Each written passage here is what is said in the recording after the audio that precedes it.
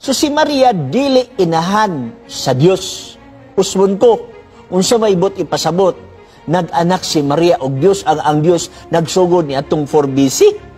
Sa diyang gianak ni Maria si Kristo, dito nagsugod ang Dios. Remember, wa pa mataw si Maria, diha na ang Dios. So ang gianak ni Maria, dili ang Dios. Ang gianak ni Maria, si Kristo sa pagkatao niya. Pero ang pagka-Diyos ni Kristo, wala niyang gianak, kay wala pa siya diha sa panahon nga si Kristo na anak. When in fact si Kristo, gikan sa kanhing panahon, gikan sa walay katapusan. So ang gianak ni Maria, ang pagkatao, ug ang pagkatao ni Kristo, dili pa gyud si Maria ang naglalang niya na ang Espiritu Santo. So, angay magunato na siya hisgutan. Kaya nga ni magod. Sometimes, unaware ang mga tao nga gi-elevate si Maria sa usa ka kahimtang nga dili iya.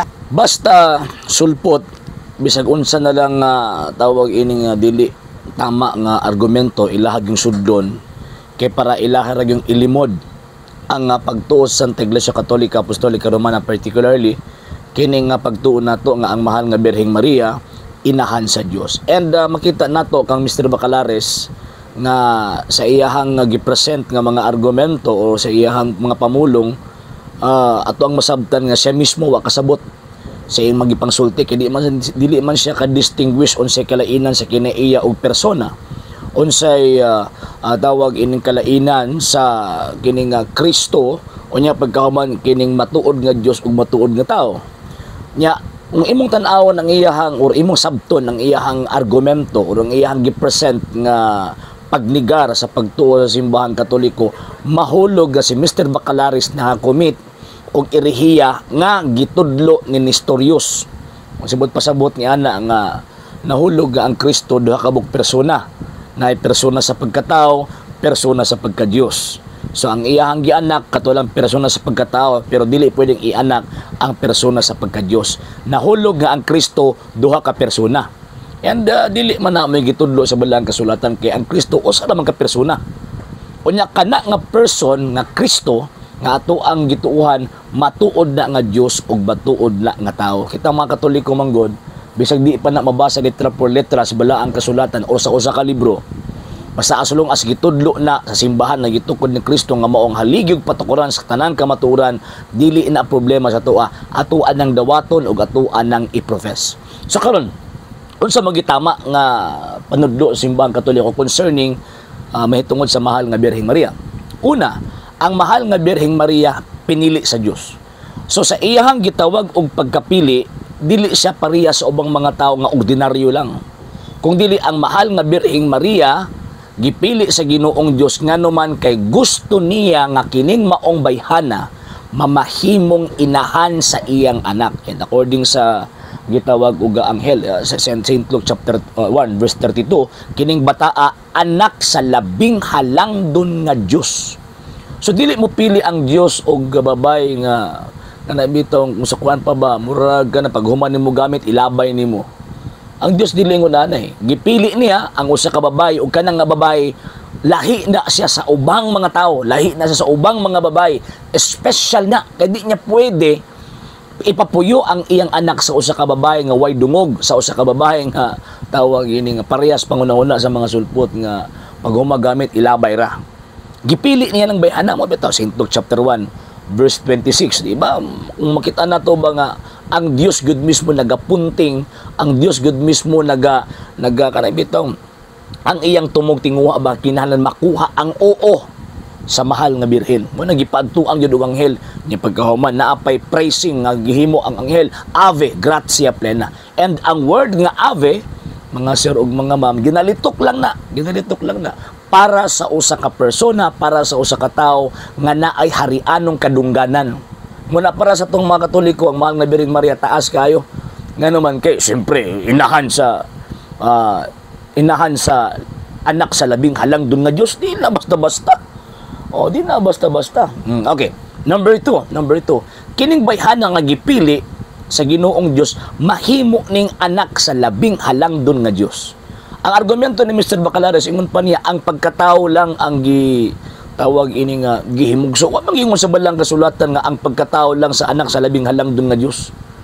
Or tawagon siya nga tawag ini nga nahimo siyang inahan sa pagkatao lang sa anak sa labing halangdon nga Dios. Ang iyang gibuntis ang anak sa labing halangdon nga Dios, dili ang pagkatao sa anak sa labing halangdon nga Dios. Dili. Ang iyang gibuntis refer na sa person mo. Bitaw kung imong basahon ang St. Luke chapter 1 verse 31 hangtod sa 35, migamit og personal pronoun he, or mogamit og personal pronoun sa Bisaya siya. Ngano man kay person man ang gibuntis, dili man nature ang gibuntis. Ang nature sources lang siya sa operation nga himuon sa gitawag og person. So ang Kristo nga usa ka persona naa sa nature, syempre so pa sa nimong tao, ang iyahang nature lang nga iyahang naa niya ang pagka-divine nature. O katong nga tawag ini nga divine nature naa sa iyaha. Oh, dili mo nang Dios Ginoo sa Kristo tinuod nga Dios. Wa pay tinuod na nga pagmamatod nga pagkatao man himong tao. Pero sa dihang nahimo ng tao ni acquire siya og laing nature, og kana nga nature gikuha niya ngadto sa iyang mama, ang mahal nga birhen. So, again, tama nga nikuha siya humanity sa iyahang mama, pero ang gihibunti sa mahal nga birhen, ang naas taguangkan sulod sa siyam kabulan, ang second divine person sa Blessed Trinity. Ang panudlo simbahang Katoliko, klaro kayo, nga dili nature ang gibuntis. Walay nature ang gibuntis. Kung nature ang iyang gibuntis, kinaiya ang iyang tawagan ng gibuntis mahulog. Again, sa kung nang giingon, erehiya na Nestorius. Ang gibuntis mahal nga birhen, tinuod nga Diyos. So, yun mo na ang mahal nga birhen Maria, gitawag og inahan sa Diyos. Ang argumento niya, dili. Kay una pa man, sa wala pa ang mahal nga birhen Maria, naan naman ang ato ang Ginoong Kristo. Yes, tinuod na. In terms of tawag ining iyang divine existence, pero di man takabuot sa Diyos. Di na makabuot sa Diyos nga imog acquire siya og laing tawag ining nature nga makitaan siya, makauban siya, og tawag ining makahalubilo siya. Mabuto nakatudlo siya for 3 years sa iyang mga apostol. Mao bitaw nga nakitaan siya ang sa base history not less than 33 years siyang nabuhi aning tawag ining kalibutan na, di ba? Ano man nakitaan man siya.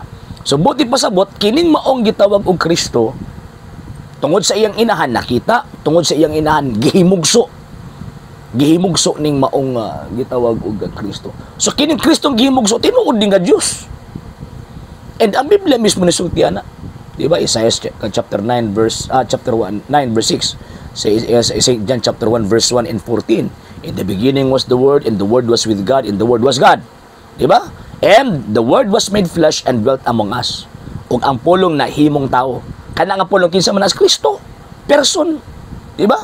So, may tabo nga kumingon ta nga sana kanang dili ihimugso ang pagka-Dios. Tinuod man nga dili ihimugso ang pagka-Dios, kay ang pagka-Dios dili man person. Nature man siya, sources lang sa operation, sa action nga himuon sa person. Di ba gud makasabot si Mr. Bacalares ani? Siya kasabutan na, bisan gani siya nag-explain siya, naglisod siya unsaon niya pag-explain. In terms of the existence, wa pa nahimugso ang Kristo, laan ang Kristo. Pero tungod kay mabuhat sa Dios ang tanan, kining Kristo nga existido na before pa ang mahal nga Birheng Maria, misubmit siya sa kabubuton siyang amahan, misubmit siya dito sa taguangkan sa usa ka babae. O niya, wala iyang pagka-divine person dito. Sa dihang gibuntis mahal nga Birhen, ang Kristo, wala ang iyang pagka-divine person, nagpabilin ang iyang pagka-divine person, apan nag-acquire siya og laing nature. So katong gianak sa mahal nga Birhen, tinuod to nga Dios. Dili pagka Dios ang gianak ha. Dili pagka Dios ang gianak. Ang gianak sa mahal nga Birhen, ang anak sa labing halangdon nga Dios. Mo bito ingon Santa Elizabeth, St. Luke chapter 1 verse 43, ngano kaha nga miduaw man kanako ang inahan sa akong Ginoo. Wa man siya maingon nga ngano man kaha nga miduaw man kanako ang ang inahan sa pagkatao sa akong Ginoo. Walay. Ang ingon inahan sa akong Ginoo refer sa person. Nagibuntis sa mahal nga Birhen. Mo na hinungdan ang simbahang Katoliko, mituo og dagtudlo nga ang mahal nga Birhen Maria inahan sa Dios, kay ang gibuntis sa Birhen tinuod nga Dios og tinuod nga gitawag og tao. So dili man nag-provide ang mahal nga Birhen Maria sa pagka-Dios, kay dili man Dios ang mahal nga Birhen, pero ni-provide siya sa pagkatao ug tungod ni ana katong second divine person iyang giila ang mahal nga Birhen nga iyang inahan.